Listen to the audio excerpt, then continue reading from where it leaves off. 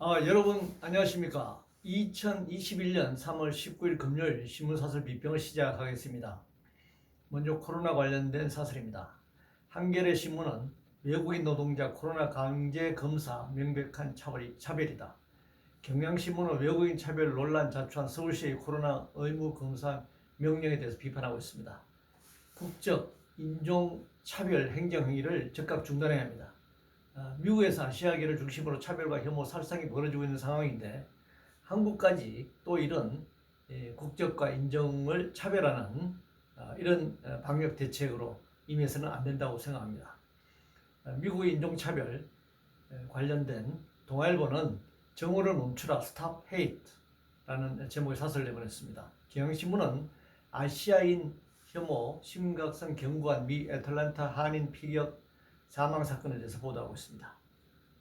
미국은 언제나 자기들이 경찰 국가이고 국제경찰 국가이고 인권 선진국이라고 자처하면서 다른 나라 인권에 대해서 개입하고 간섭해 왔습니다. 그 이전에 먼저 미국 내 인종차별이나 배제 그리고 살인 행위부터 멈추도록 최선을 다해야 할 것입니다. 특히 미국 헌법에는 일반 국민이 총기를 보유하도록 되어 있는데 이걸 개정해서라도 헌법을 개정해서라도 총기 보유를 금지시키는 조치를 취해야 할 것입니다.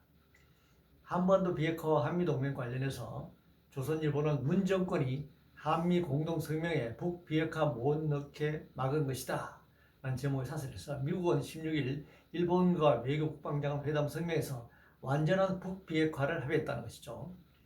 중앙일보는 2+2 회의 한미 외교 국방장관에서 드러난 미국의 기조 변화 직시해야 한다 이렇게 지적하고 있습니다. 이 제목에서 사설에서 미국은 북중 인권 비난하며 공동 대응을 요구했고 정부는 침묵하며 한반도 비핵화를 강조했다. 현실 인정하고 동맹 복원 전력 기울여야 한다. 이렇게 미국과 한국 사이에 차이점을 지적하고 있습니다.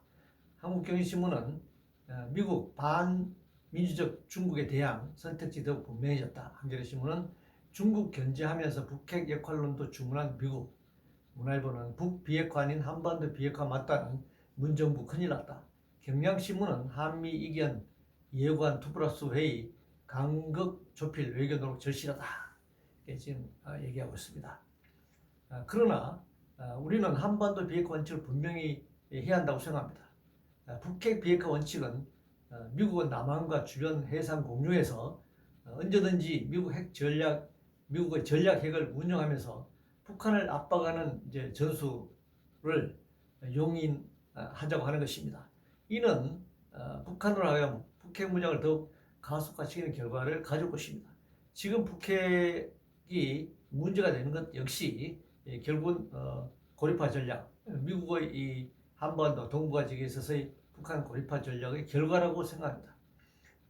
또 한국을 쿼드에 끌어들이는 것은 미국, 일본, 호주, 인도 이렇게 방위선을 치고 대중국을 압박하는 이 대중국 봉쇄 전략에 한국을 끌어들이는 것은 한반도와 동북아시아 지역의 신냉전 체제를 강화하는 일이라고 생각합니다. 이 경우 한반도가 양진영의 군사적 대립의 최전선이 되고 전쟁 가능성이 높아질 국지전이 발발할 가능성이 높은 지역으로 될 것입니다.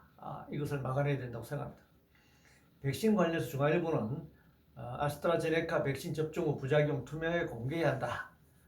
당연합니다. 접종 후 사망자가 발생하면 지금 정부나 방역당국은 기저질환이 있었던 환자라서 백신과 무관하다. 이렇게 천연덕스럽게 발표하고 있습니다. 이건 굉장히 후한무치하고 무책임한 발표라고 생각합니다. 그동안 장시간 과로로 산재사망이 발생하면 정부나 자본은 어떻게 말했습니까? 노동자가 평소 앓고 있던 지병 때문이다 이렇게 들이댔잖아요.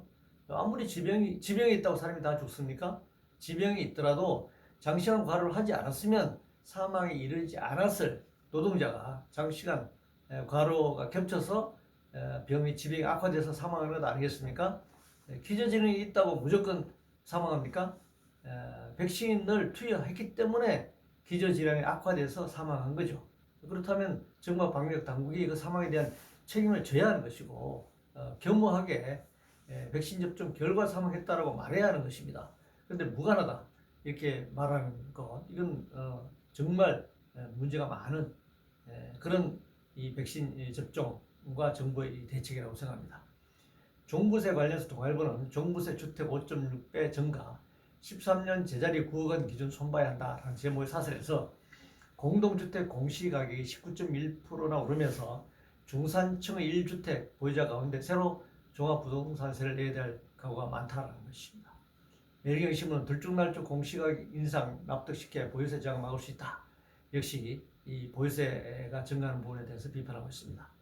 집값이 오르면 공시가격이 오르고 부동산 종합세 등 보유세가 오르는 것은 당연한 일입니다. 다만 집을 한 채만 가지고 있고 소득이 없는 경우 세금 납부, 각종 오르는 보험료를 납부하기 굉장히 어려워질 수는 있습니다. 이 경우에 이 세금 납부 유예를 시켜주면 됩니다. 추후 소득이 발생하거나 집을 매각했을 때 그 대금에서 일괄 납부하는 방안을 우리가 찾을 수 있을 것 같습니다.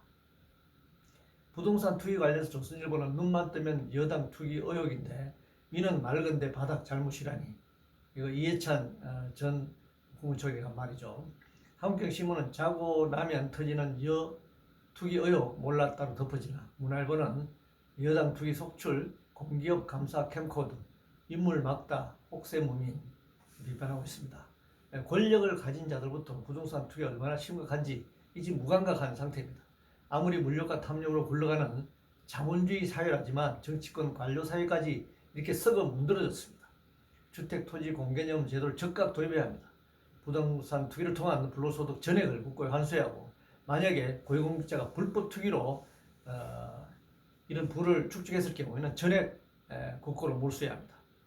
노동조합법 관련해서 매일경신문은 직원도 아닌 조합원이 영업장 활보, 노동조합법 허점 막아야 한다는 제목의 사설에서 해고자 실직자도 노동조합원으로 활동, 사업장 점거 노성이 벌어지는 현실이다 비판하고 있는데 해고되었다고 무조건 직원이 아닌 것이 아닙니다. 해고를 시킨 것 부당 해고 효력을 다투고 있을 경우에 완전한 해고자가 아닌 것이죠.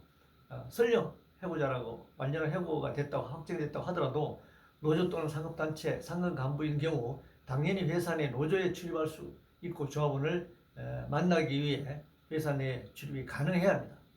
파업 시 사업장을 점거하지 못하고 외부로 떠나라, 외부 나가라는 얘기인데 그렇게 되면 사측이 대체 노동을 시키면 파업권이 무력화되는 것이죠. 이 노동조합법이라고 하는 것은 노동상권을 온전히 구취하는 법이기 때문에 당연히 이 노동자의 배타적 특별적 권리로서 이것이 보장되는 것입니다.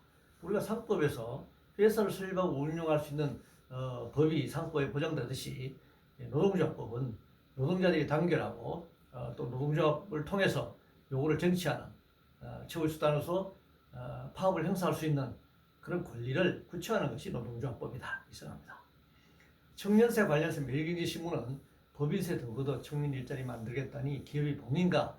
라는 제목의 사설에서 기업 사업 소득에서 약 1%를 청년세를 걷어 청년 일자리를 늘려야 한다 이렇게 주장하고 있는데 목적세인 청년세를 이것이 법인세다 이렇게 지금 몰아가고 있는 것은 과도한 것이고 그런데 또 한편으로는 이 여당에서 얘기하는 이런 청년세를 걷어서 일자리를 만든다 이거 별로 효율적이지 않다고 생각합니다. 아예 이런 세금보다는 노동시간 단축을 통해 가지고 일자리 늘리는 방식으로 가는 것이 옳다 이렇게 생각합니다. 성폭력 피해자 관련해서 한겨레신문은 피해자 호소가 정략이라는 2차 가해 당장 멈춰야 한다 라는 제목을 사설해서 고 박원순 전 서울시장 성추행 사건에 대해서 얘기하고 있습니다. 문화일보는 2차 가해자 떠나자 통증의 가슴 뚫는다는 박영선 후보, 박영선 캠프의 이 피해 호소인이라고 불렀던 여성 3인방 국회의원이 이제 다 그 선본에서 선거대책본부에 사퇴를 했는데 박영선 후보가 이들이 떠나자 통증의 가슴을 뚫는다. 이게 사실은 또 구설수에 오르는 것 같습니다. 박원순 지지자들과 민주당이 제대로 사과와 후속 조치를 취하지 않아서 이런 일이 생긴 일이라고 생각합니다. 그리고 더 근본적으로는 이런 사건이 발생했는데 서울시 부산시장 보궐선거에 출마시킨 것 자체가 잘못이다 이렇게 생각합니다. 금융소비자보호법, 한국경제신문 소비자도 금융사도 혼란스러운 금소법 세심히 보완해야 한다는 제목의 사설에서 금융회사 유사시 고의 과실 입증 실패 시 징벌적 과징금 등 민형사 행정상 처벌을 강화하는 내용이고, 소비자는 청약 철회권과 유업 계약 해지권을 갖게 돼 금융시장 전반에 큰 변화와 혼란이 예상된다. 금융소비자보호법 개정된 보호법이 시행되는 상황을 얘기하는 것입니다. 그런데 금융소비자보호법의 근본 취지는 이 금융수탈로부터, 금융자본주의 금융수탈로부터 금융소비자를 정말 진정으로 보호하는 법이어야 하는 것입니다. 신자유주의 특징 중 하나가 금융화이고, 유동성이 급격하게 진행되고 있는 것을 말하는 것인데, 산업화보다는 훨씬 빠른 속도로 움직이는 금융화라고 하는 것은 노동 착취와 소비자 수탈을 가속화시키는 것입니다. 이런 상황에서 금융소비자법이 진정으로 그런 기술적인 측면이 아니라 착취와 수탈을 예방할 수 있는 그런 법이 되어야 하는데 거기에는 미치지 못하다라고 생각합니다. 야권 단일화 관련해서 조선일보는 쳐다보기 민망한 오세훈, 안철수와 그 주위 사람들 비판하고 있는데, 오직 선거 이기기 위한 것이 목적일 뿐 무엇을 위한 정치인가, 정책의 목표가 무엇인지 단일화를 해야 될 목적이 불분명합니다. 서로 후보가 되기 위한 그런 꼼수는 유권자의 선택을 박탈하는 것이죠. 사실 오세훈 후보 지지자와 안철수 후보 지지자가 있으면 당연히 선거에서 각각 지지를 해야 되는 겁니다. 그러면 이제 결국 박영선 후보에게 질 것이기 때문에 단일화를 무리하게 시도하는데 잘 안 되는 것이잖아요. 서로 당선 가능성이 있다고 생각하기 때문에. 그래서 결선 투표제가 필요한 것입니다. 결선 투표제를 둬야지만 유권자의 권리를 온전히 보존하는 것입니다. 오세훈 지지자의 경우에 안철수로 단일화해가지고 안철수 찍어주라고 하면 오세훈 지지자가 찝찝하겠죠. 내가 왜 안철수 지지하냐? 반대로 오세훈으로 단일화돼서 안철수 지지자들에게 오세훈 찍으라고 하면은 그것도 자기가 선택권을 박탈당하는 것이죠. 그러면 각자 1, 2, 3등이 나오면 1, 2 결선 투표를 하게 되면 그때 가서 또 1, 2 간의 어떤 경쟁 속에서 유권자가 새로운 선택을 할 수 있는 것입니다. 그래서 반드시 결선 투표제가 도입돼야 한다. 그래서 국회의원 선거, 대통령 선거도 똑같은 방식으로 결선 투표제를 도입하는 것이 가장 민주의 절차를 수행하는 것이다, 이렇게 생각합니다. 수사지휘권 관련해서 동아일보는 잦은 수사지휘권 행사, 법무, 검찰, 경계 무너뜨린다라는 제목의 사설에서 검찰청법은 검찰총장 검찰 사무를 총괄하게 되어 있다. 검찰총장이 법무장 구책사건을 검찰총장만 에게 하도록 지휘 감독하도록 되어 있는데, 이 지휘권을 계속 구체적인 사건에 남발하는 것은 문제다라는 것이죠. 아예 차제에 검찰 법무부로부터 독립시키고 검찰총장을 직선으로 뽑을 것이며, 그러면 또 무소불위의 검찰 얘기가 나오지 않겠어요? 그럴 경우에 검찰총장의 국민소환제를 도입하고, 또 국회가 불법 부당한 일이 있을 경우에 검찰총장을 탄핵하는 그런 방식으로 견제해 나간다면은 지금 같은 이런 불편부당함이 없을 수 있다라고 생각합니다. 이상으로 2021년 3월 19일 금요일 신문사설 비평을 모두 마치겠습니다.